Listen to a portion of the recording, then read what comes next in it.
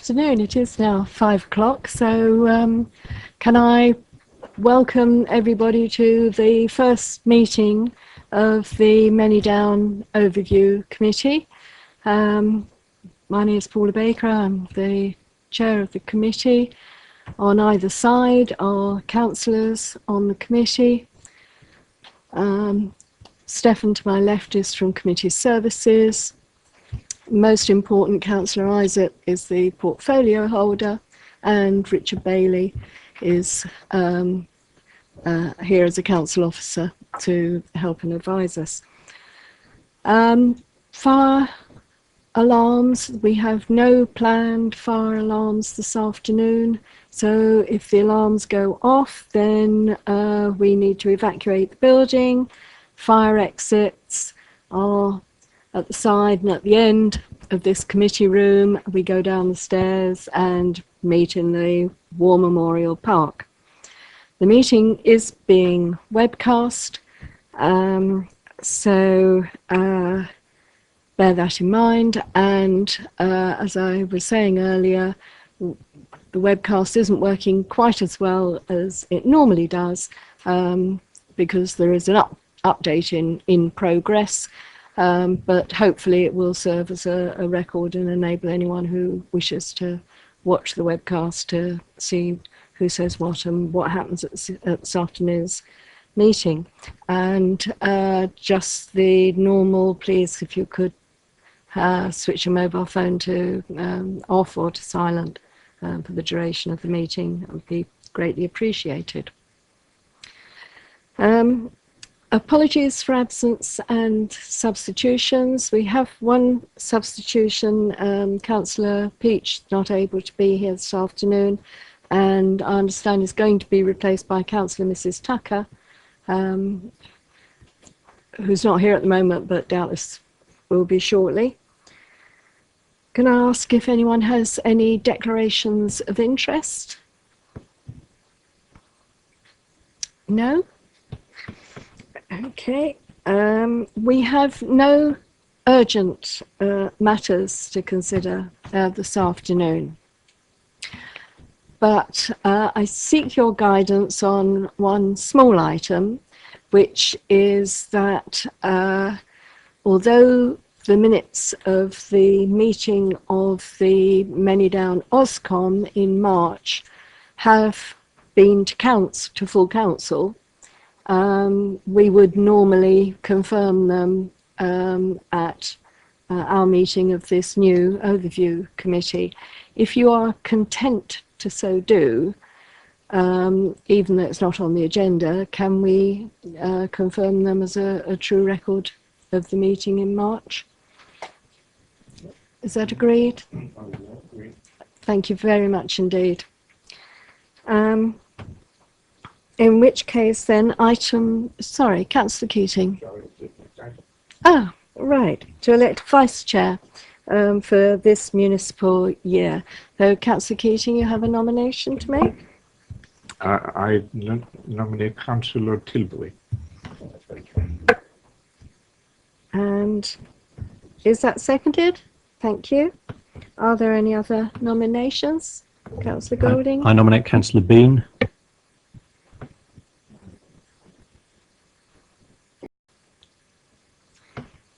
And can I ask you, Councillor Golding, is that nomination seconded? Yes, it is. So we have two nominations. Oh, sorry, very remiss of me. Are there any further nominations?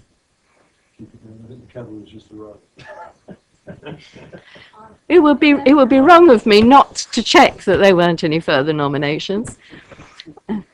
Okay, thank you. Welcome, Councillor Tucker.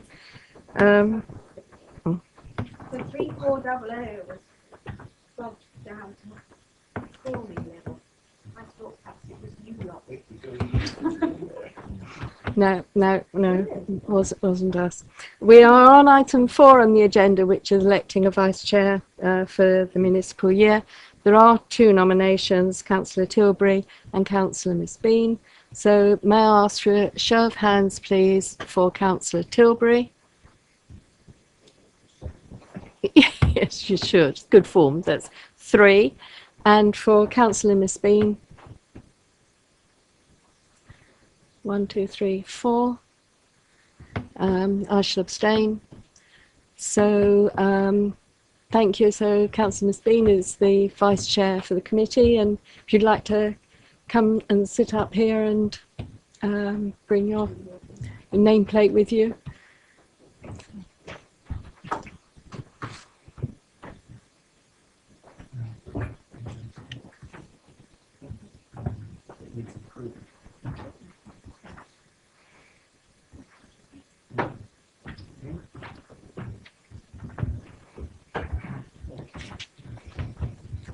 Thanks, Rebecca. And if you can help me spot when councillors are asking to speak, that would be very good.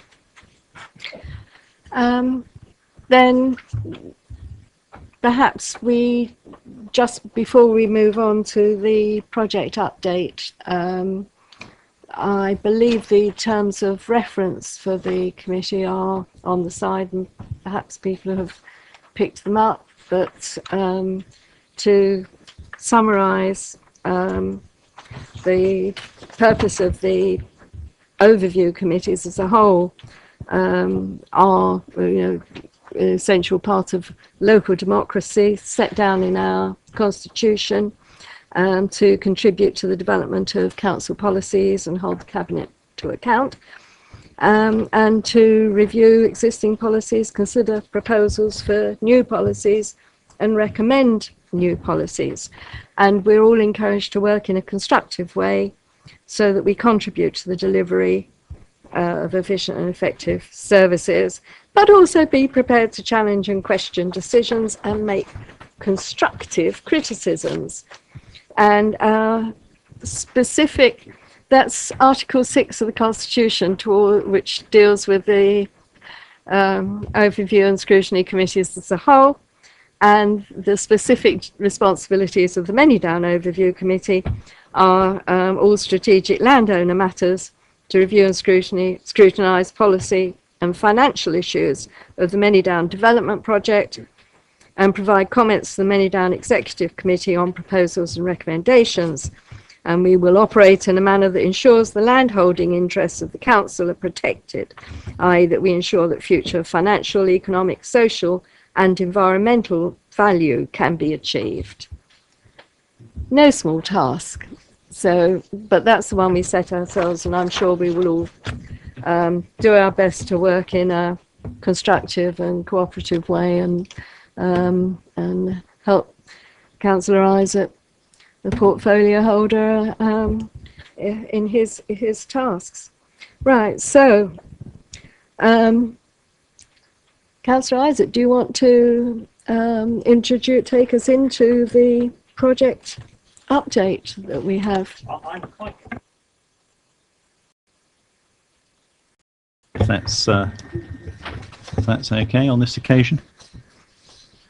But I look forward to continuing the good working relationship with the councillors on this committee, many of whom obviously I was working with very well before we had the new committee formed in May. In which case, Mr. Bailey, please. Okay, thank you, Chair. So I'm just going to pick out some highlights from the update paper that has been circulated before the meeting, and then open the meeting up for questions, if that helps. So in terms of highlights, Manydown governance, I think explains pretty much where we are now, both internally within Basingstoke, with the overview committee, i.e. this committee, and the Manydown Executive Committee, and also the arrangement between ourselves and Hampshire, which we had the first portfolio holder meeting last Friday between Councillor Isaac and Councillor Mel Kendall from Hampshire.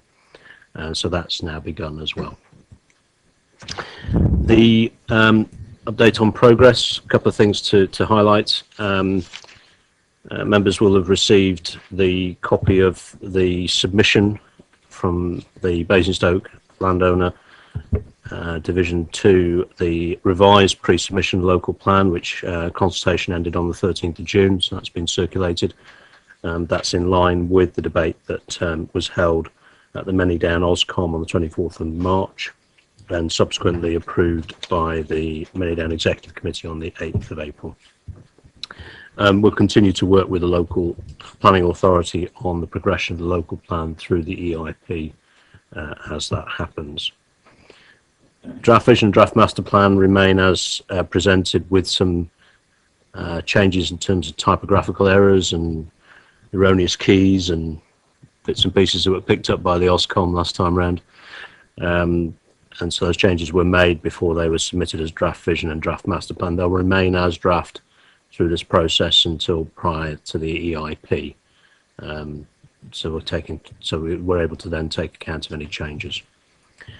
The three pieces of work that we've been doing made some progress on since the end of March or beginning of April are planning strategy, beginning to think through the requirements for a detailed master planning, and the delivery and the financial strategy. So taking those in turn, we commissioned URS to do some work on different planning scenarios and the potential planning strategies that are applicable to those planning scenarios.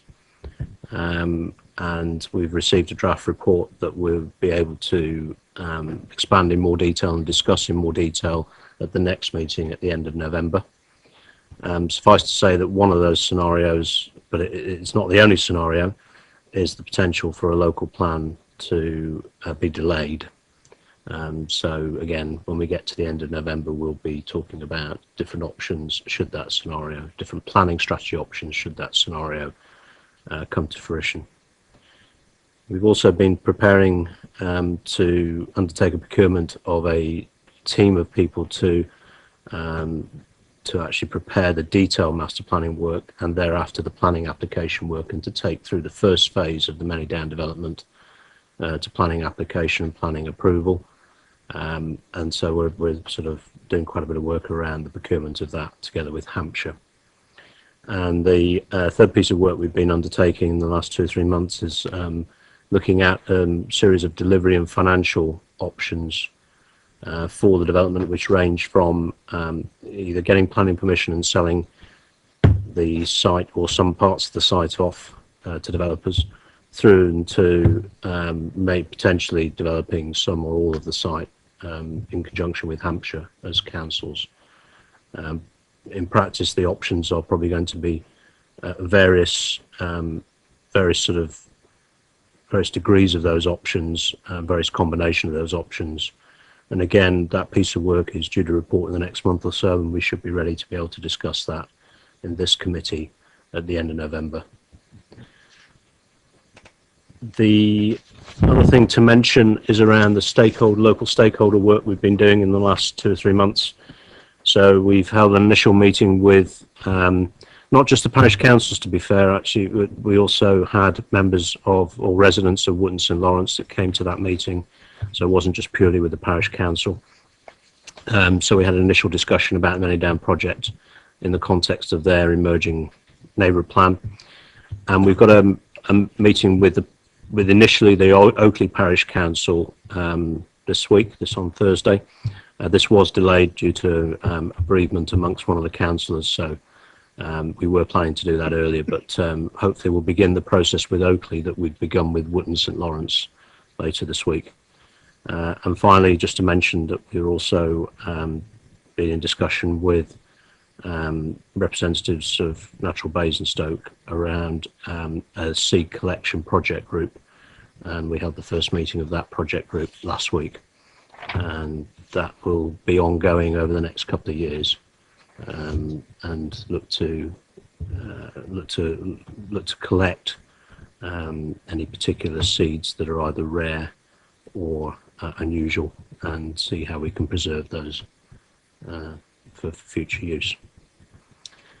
And I think that was it in terms of progress. The money in terms of the budget was approved last time, and indeed stands as is. And so that was it in terms of progress from my perspective. Yes. Thank you very much, Chair. Yes, two things. Firstly, the first meeting that I'd had as portfolio holder with the County Council cabinet member Mel Campbell, and that was a very good meeting. And I'm sure we're going to work very well together. I think that it was very useful for me to be able to say how much cross-party support there is at Basingstoke and Dean Borough Council to the plans to take forward the Manydown development, which is good news to hear as far as he was concerned, I'm sure. The other point is that an outstanding issue has been the question of the payment by the County Council of their capital sum in relation to the purchase of the long leasehold interest in the land, and I'm pleased to confirm that payment will be made. Well, well, imminently, Sean. I haven't got a date for you when it will be paid, but it's now going to be released. So there's no barriers to it arriving in our bank account fairly swiftly. Yes, gentlemen, please. Yeah, I'm quite clear that it's going to be paid.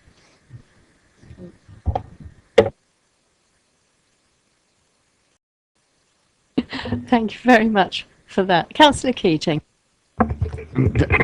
Thank you, Chair. I just want to confirm to you that we have been told by County Council cabinet members, at least since the year 2000, that they would pay the money that they had agreed to 20 years ago. It's nearly 20 years now. So to hear from yourself that you've been told that the cabinet member has said he'd pay the money doesn't actually reassure me a lot. But your enthusiasm in saying imminently, I will take you at your word and I'll come back next time. Thank you. Thank you, Councillor Keating. Obviously, it's not in my control. I'm relaying what I was advised at the meeting, and I have no reason to think that it's anything other than a payment that's going to arrive shortly.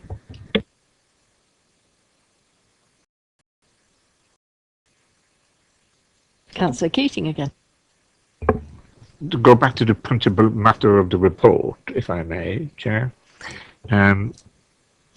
On page 5 of 7, item 3.62,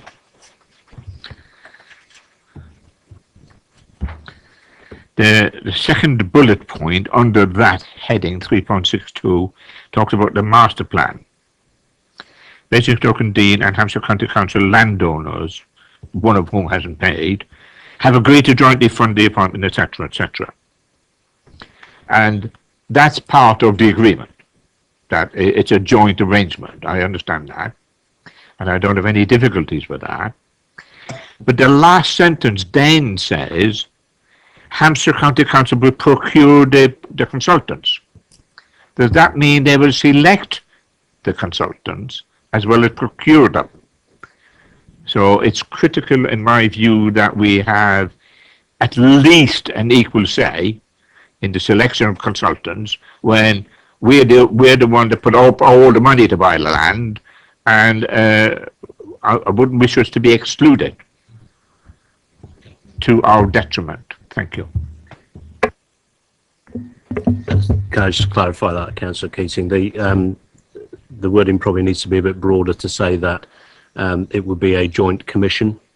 So any procurement for the Manydown project is a joint commission between ourselves and Hampshire. What I was seeking to highlight is that for some contracts, our procurement department would actually run the contract with the consultant. For some other contracts, Hampshire's procurement department would run the contract with the consultant, but the actual procurement process is jointly commissioned and jointly approved by both parties.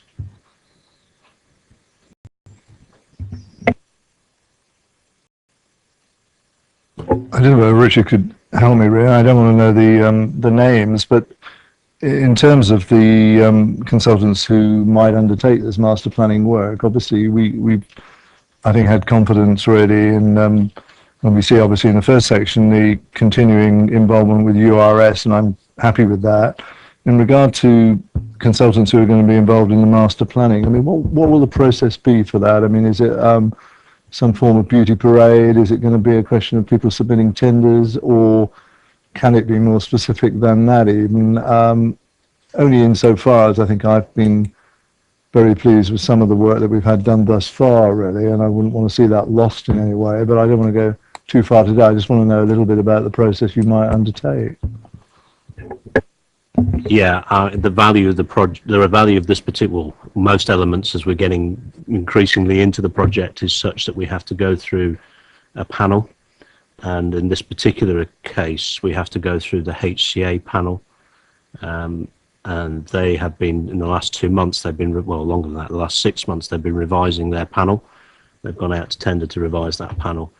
We're due to hear the results of that revision of the panel sometime middle of September. We would rather hope that URS were on that panel along with some others, so we could do a beauty parade and then narrow it down to 2 or 3 that we could have a more detailed conversation with. But that rather depends on HCA, and we're tied to that procurement route. Homes and Community Agency.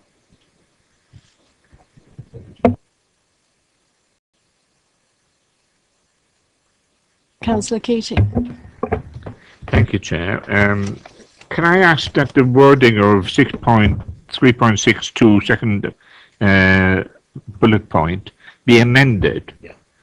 Not to exclude anything, but to include the phraseology about jointly commissioning. Yeah. That's a fair point. That'd be helpful, thank In the you. minutes. Yeah.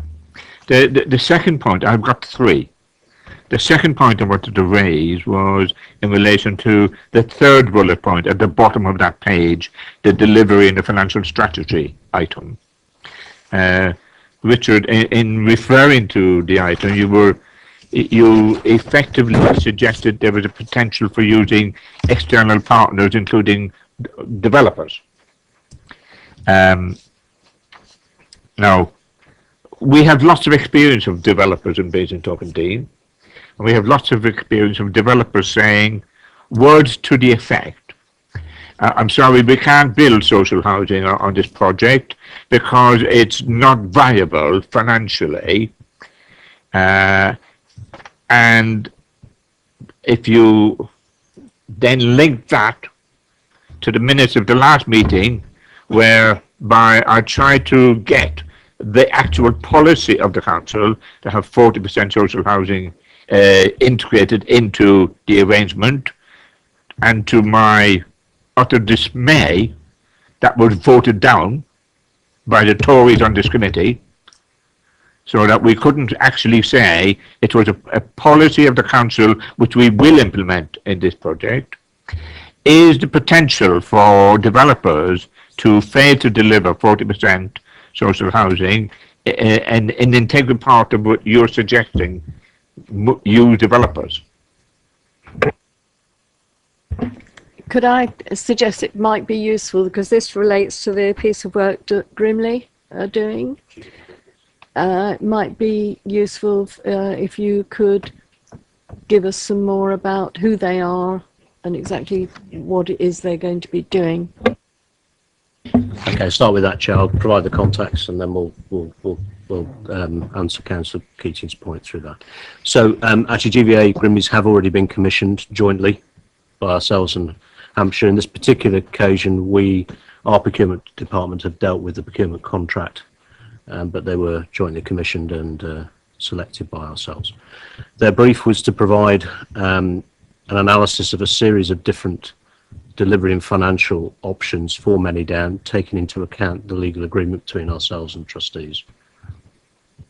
And they are probably 2/3 of the way through that piece of work, and just to give you a bit of confidence and a bit of indication about the breadth of that work, they have already identified a series along a continuum of different delivery and financial options, which range from, on one end of the continuing, the partners obtaining planning permission and then selling off to developers. To the other end of the continuum, the councils undertaking all of the development themselves. In the middle of the continuum, there are a range of options which could have various different combinations that stretch from development agreements with developers, and those developers need not be house builders per se. They could be other forms of property and construction companies, through to joint venture agreements and joint venture options with a range of either developers and or construction companies. But the essence of what we're looking to do through the delivery of the financial options, notwithstanding, we'll discuss this next time round, where the appetite of the council is to develop itself or to subcontract that development or to have a partner in that development. The essence of what we're trying to do throughout all those delivery options is to ensure that when we actually construct a detailed master plan and the contents of that detailed master plan are agreed, that the delivery mechanism, the delivery and the financial options that we choose is capable of delivering that detailed master plan. So however we choose to design the detailed master plan around housing, around the supporting infrastructure, around the layout, around landscape, ecology, the variety of issues that any development of this size has to deal with, transport as well. However we design that detailed master plan, the delivery and the financial options that we look at, or indeed eventually select, or variants of those options that we select, or sorry, combinations of those options we select, will and should be capable of delivering that detailed master plan. And so that obviously includes different housing tenures and different housing mixes, which I think hopefully responds to Councillor Keating's point, in the sense that in the detailed master planning we will be agreeing the different tenures and the different mixes, and it will be for the delivery vehicle, whatever that might be, to ensure that's delivered. Yes, Councillor Golding. Just for the benefit of those things work out, the Tories on this committee didn't vote against 40% because this is the first meeting of this committee, so we've not had a chance to consider that point before. Whatever happened at the temporary Ofcom, I don't know, but what I can say is I've consistently, over the last 18 months or more, said that it would be unthinkable that we as landowners should put forward anything less than 40% affordable housing on Manydown, given the history of it. And I repeat that tonight for the record. That's been my position. It's the position I put in my responses to the first draft local plan consultation. But I have a question for Richard, because I've only had a chance to glance at the rest. I know the landowners did object to the 40% on the first local plan consultation. Did we also object on the most recent consultation? Because I think the 40% is still the proposed policy for the council in the draft local plan. In the revised consultation, there wasn't a change by the council, so we didn't put any form of submission in around it. In the original, we asked for more information around the analysis and the viability assessment around that 40%, which hasn't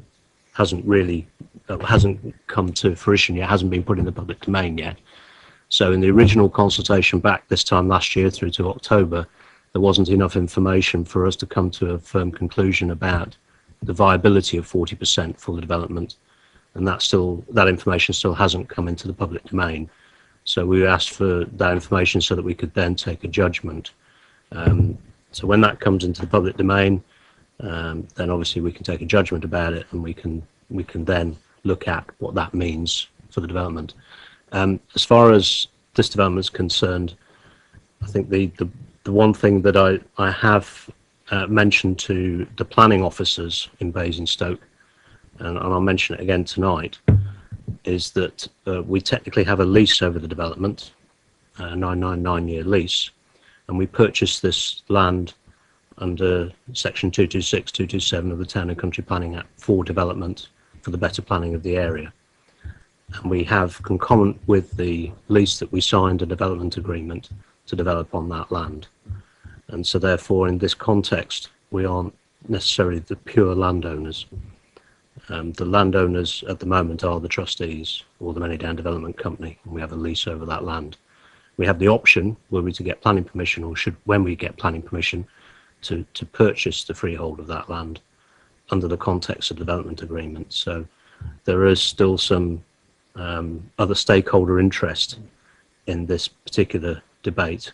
That's not to prejudice what may or may not happen, or not to second guess what may or may not happen, but it's just to make the point that there is a third party, or in this case the landowner, that would have an interest in this debate. Very briefly. So I take it from what you said that it is still the landowner's formal position that it is not accepted 40%. And I'm not aware that planning are proposing to put any more information in the public domain between now and the examination of public. So I'd like to ask that this committee gets a chance to fully consider that point. If the landowners are minded to go to the EIP and argue for less than 40%, I would want us to have had an opportunity to express what I suspect will be very strong views on that point around this committee before it happens, because I'm not totally persuaded by that last point, but it's one I'd have to look at the detail of the original agreement. But that discussion is one that should follow when we are in receipt of that. And are we confident that we will have it before the next meeting of this committee? There is some more information to come into the public domain that's not related to the local plan, but is related to the viability assessment. And therefore, I think you know what I mean by that, Councillor Golden, in the sense that it's to do with SIL. It's to do with SIL in section 106, which is a different process to the local plan inquiry. And so I'm not in control of when that information comes into the public domain. So I can't say that this could happen before the local plan inquiry. And am I correct in my understanding that final decisions on SIL, the Community Infrastructure Levy, are not taken, and that is not examined until after the local plan is adopted? Difficult to know, if we're absolutely honest, because the local plan has a different inquiry to the SIL and the section 106. The local plan may or may not get adopted during the lifespan of the SIL 106 process. So I don't know is the answer to that. I am aware, though, that there is a potential for a reconsultation on the SIL 106 issues. But that's as much as I'm aware. I don't know about the timing for sure.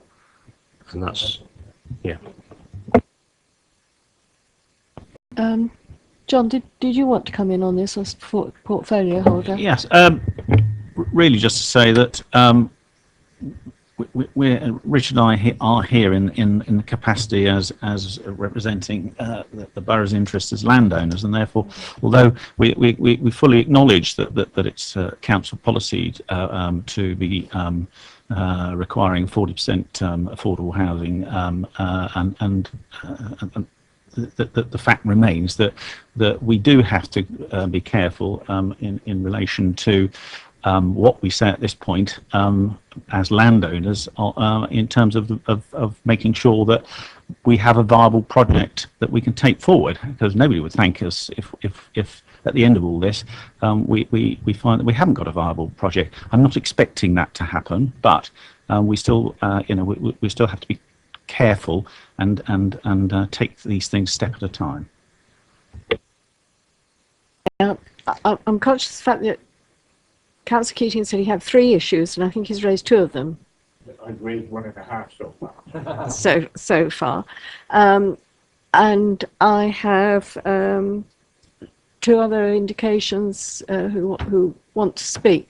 So if they're on this continuing point, is that all right, Councillor Keating? If I take them and then come back for the remainder of your. Okay, so Councillor Mrs. Tucker. Thank you. It's a slight variation, put it that way.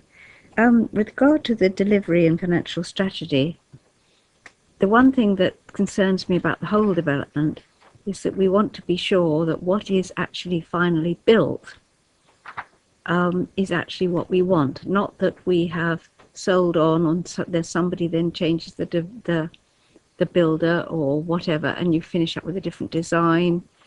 we've had this happen in our area, and it is really sad. And I think that we must really stick with what we, once we've decided what we want, with or without the Hampshire, I have to say. I'm sure they would go along with whatever. But I mean, I don't know how we can put that in or how we can keep that, but I do think it's one of the things that I feel very strongly about. Can I, yes, just go back to the portfolio holder to ask whether that is one of the issues that will come out of the work that that we'll be looking at our next meeting. Well, this is a point well made, and it's been a consistent theme of the work that's gone on before, and I think with the master planning and the conceptual work that's been done on this, that what we're aiming to do here is to make sure that we deliver a good quality development that people want to live in, and I'm quite clear that our partners at HCC are foursquare behind that, and that was reinforced by the meeting I had with Councillor Kendall. Then Councillor Potter. Just on the same theme, if I may, about affordable housing, it's pleasing to hear what Councillor Golding says, and I am reminded, as we all are, this is a different group of people to what I think we were reflecting on a little time ago. And I mean, the subtleties of all this, I think, are appreciated by everybody, and we are feeling our way through this. But it's been said oftentimes, I think, really, if where we have this interest in Manydown, and we have a commitment as a council, which we will have in the local plan, for the 40% provision of affordable housing, if we can't achieve that on Manydown, and I don't see how we can achieve it anywhere. And with a different hat on, when I serve on the Development Control Committee in a regulatory way, we're constantly encouraging developers to meet our targets there. We're constantly being faced with arguments about viability, some of which now are more difficult for them to argue because of the changes within the housing market, and I hope that will continue to improve. And it seems to me, in terms of all this issue around, delivery and financial options and viability, again, in simple language, if the council itself was not to achieve quite the return that it might in some circumstances, if it now seeks to provide 40% affordable housing as against a lower figure, that's a price worth paying for the provision of that affordable housing. We've got to look at this in a number of ways, really, but these are opportunities and challenges for us, which I'm sure we can meet. And I would want to think that, the integrity of the local plan, whenever, it's good coming from me, I know, but the integrity of the local plan, when it is finally subjected to the inquiry in public and is finally approved, will actually have that integral part in it, about 40% of, and we, in terms of the way we approach this Manydown development, will see that as a key part of how we approach this discussion around its financial options. So, I mean, hopefully, within that, we're all saying the same thing, we're all committed to the same principle, and I think hopefully we'll work together cooperatively on that. Yes, I'm sure we will. I'm sure we will. Back to Councillor Keating then. Thank you, Chair. I too welcome Councillor Golding's commitment to 40% social housing in the Manydown developments, and I welcome it, and I'm reassured by it, because the reality is we're getting to the point where we're now getting mealy-mouthed about commitments. We own the land effectively. Now, I know that there are mechanisms and processes to go through, but we own the land effectively. We paid £10 million for it, and now we're going to build on it. We, as a council, have a policy of 40%, and now we've been told, we really quite haven't written that into the deal. My view is go back and write it in, because that's what you designed to do. You designed, as representatives of the landlord is us, to represent our policies, and our policies are determined in the council chamber, and the council chamber has said 40% social housing. It hasn't said 40% social housing if and or but.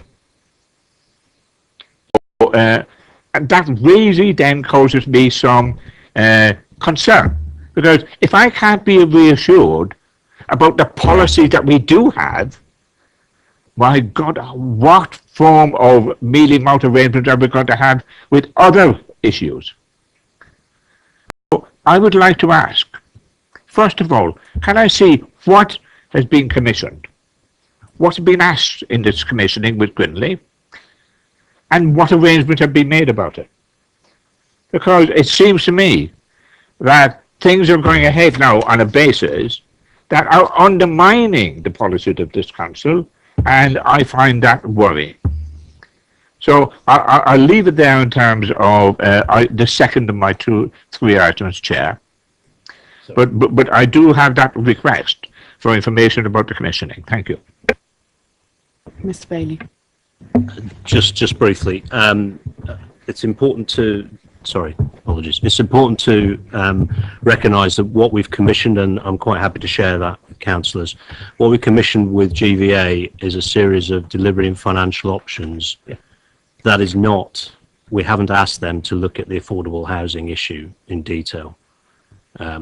So just to rehearse what I said earlier, we've asked them to look at the sort of construct of delivering financial options that we might put in place to deliver the detailed master plan.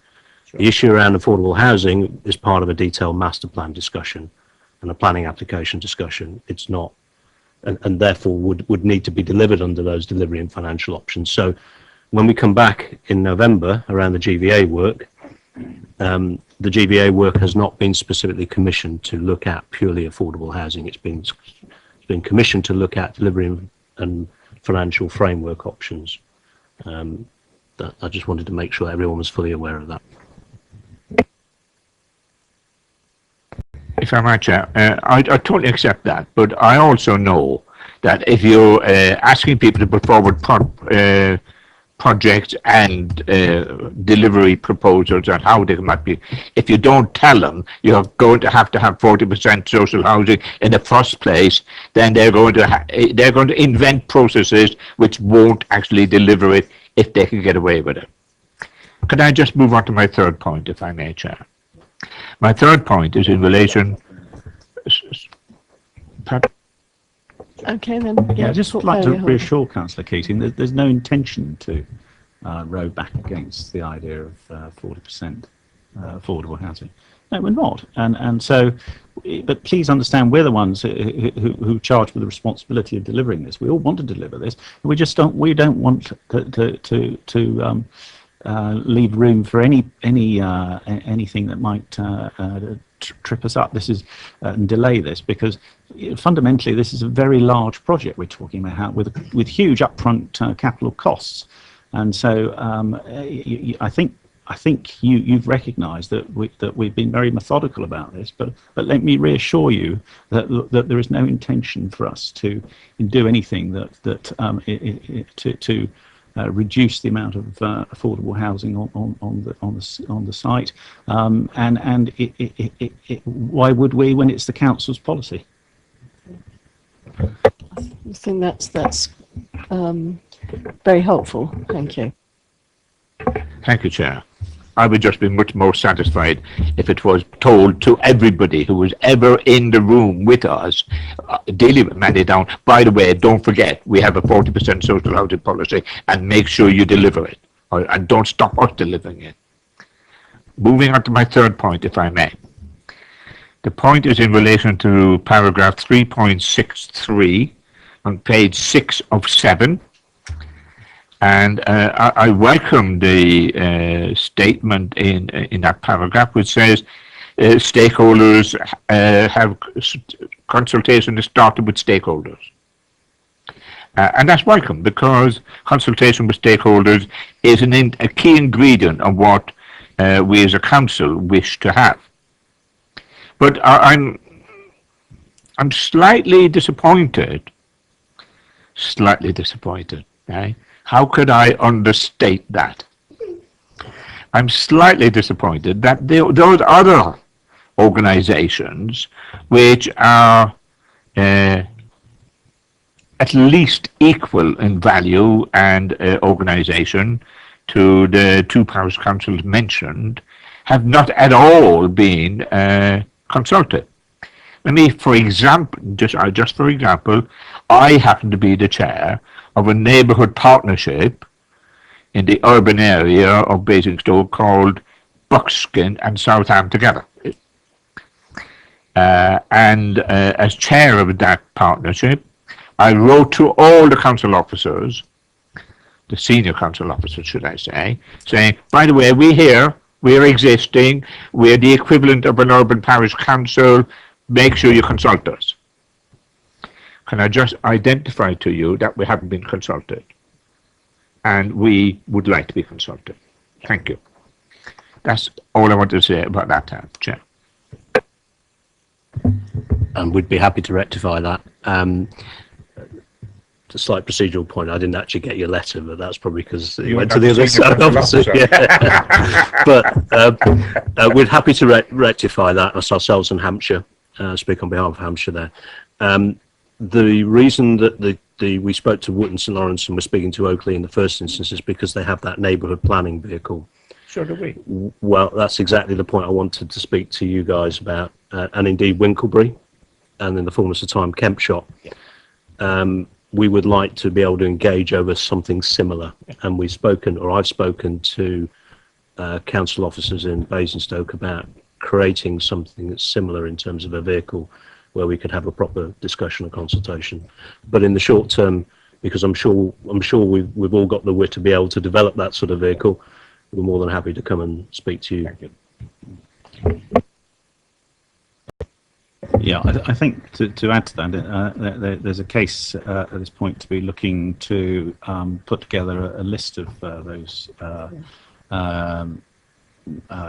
groups, interest groups that we should be talking to and listening to their views, and perhaps this is an opportunity to extend an invitation to people if they wish to have an opportunity to sit down with us, then they should let us know. But we'll go about that in a sort of structured way. Thank you very much. And Councillor Faulkner. Thank you, Chair. Yeah, just a small point of clarification, perhaps for my benefit. The aspirational target of 40%, we've been using the word social and affordable housing interchangeably.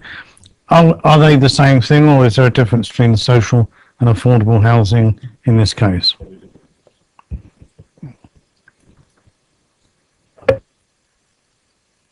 There is a difference, and there is a specific policy that outlines what is meant by affordable and social. So the council have that policy. There's also, I think, national guidance on what is meant by affordable, what tenure types qualify as affordable, and what tenure types qualify as social. So there's some examples and some description and guidance around that.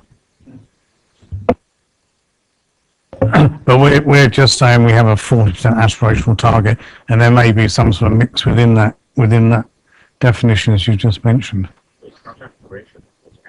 Well, it may be 45, it may be 39. Just so I'm absolutely clear, there is a council policy that's being prepared by the local planning part of the council and has been adopted as council policy from a local planning perspective. That has it states that it's 40%, and it states what's social and what element is affordable, so that's pretty clear. Just to absolutely be clear from a landowning perspective, what I said to Councillor Golding earlier, we haven't formally objected to that.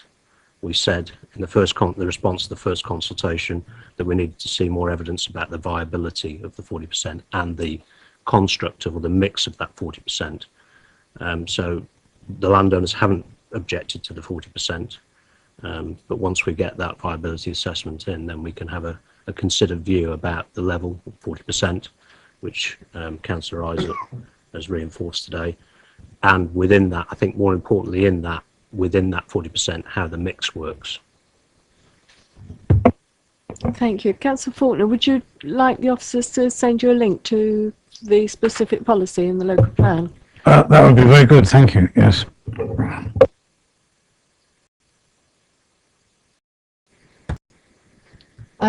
Yes, Councillor Tilbury. Yeah, already you mentioned the Homes and Community Agency. Could you elaborate on that? Because I'm not sure what they've been mentioned before. I assume it's something to do with the fact that there is public land involved. Might be helpful. No, the reference for the Homes and Community Agency earlier was around the procurement panel that we will access for the detailed master planning team. And so they run a procurement panel across the country for councils like ourselves who want to access good value advice for detailed master planning. And what they do is they have a panel of typically between 8 and a dozen consultancies on that panel that pre-qualify. And so therefore we are incumbent on, and in this case ourselves in Hampshire, are incumbent on accessing a consultant from that panel.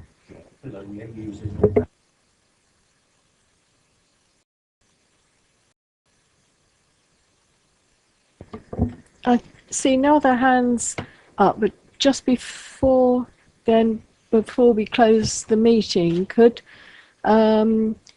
we perhaps put our minds to our future meetings? We had a useful site visit this morning around the Manydown land, and the officers have been organising a visit for us to go to Letchworth to see the garden, the quite renowned garden town there, and with a particular focus on looking at what mechanisms they have in place for the ongoing management of the area.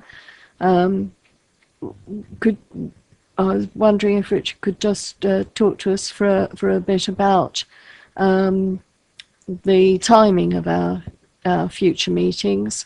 We have some dates in the council calendar for next year, which were set rather in I'm trying to think in a neutral way as being just dates when other committees I think weren't meeting, as to how well they fit in with the programme of work that we want to be following. Okay, thank you, Chair. First of all, Letchworth visit, absolutely combination of seeing the Garden City, both in terms of the residential and the commercial development around Letchworth, but more importantly, spending some time with the people that manage the development to understand how, as Councillor Isaac said earlier, and Hampshire again are full square behind this, how we manage the future of Manydown once it's built and all the aspects of that development once it's built for the good of the community as opposed to purely for the good of developers. So that's the purpose of Letchworth on Monday the 13th of October, should that date be agreeable to everyone, or most people, sorry.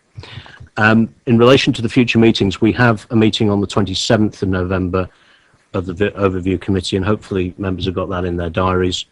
We'll probably arrange a meeting of the MEC not long after that. The timing of that meeting is good. It gives us the opportunity of, as I've already indicated, of reviewing the work that's been done on delivering the financial options and discussing those, and also reviewing the work that's been done on the planning strategy options and discussing those. That would be ideal timing for us. Into the following year, into 2015, it could well be that sometime towards the end of March into the beginning of April is ideal for the next stage of that work. In other words, some more progress on the preferred delivery and the financial option following that discussion we have at the end of November. And indeed, more progress around planning and detailed master planning. And so I think if, with your permission, Chair, we'd just like to and everyone else's agreement, we'd like to review the dates for next year in conjunction with some meaningful milestones that we're likely to reach next year for the project, so that we could time them, so that we could have good debates that coincide with the milestones we're likely to meet, and as opposed to having to change the meetings, chop and change the meetings at the last minute. So if everyone's agreeable, that's something we'd like to do, Stefan and myself, is just look at the timetable for next year and obviously check all the dates don't clash with any other meetings, and hopefully get a series of meetings in the diary, and maybe even one or two other visits in the diary that actually are linked to the milestones for what we'd like to achieve in 2015. Thank you very much, Richard. Councillor Mrs. Tucker. As just a reserve as opposed to a permanent person, could we be sure that all reserve people get the papers, which of course I hadn't got, had no idea till I came back and spoke to Richard this morning, and know about the dates and be invited to go to the site visits, because I think it would be very helpful. Personally, I would like to go, but I'd like to speaking for everybody else as well who are reserved. I have to say, I think that more information is better than less information, and I think the whole purpose of the new committee system having nominated reserves is that those nominated reserves should be well briefed and ready to step into the committee when a full member is not able to attend. So I would support your view that that it would be good for any nominated reserves, as long as there is space on whatever transport we're using, that should be invited to take part. I think it can only be helpful to our ongoing discussions. I can see Richard is nodding, so I take that as a good sign that. And Stefan, is it possible for there to be any additional help with making sure that papers go out to reserves? The current paper.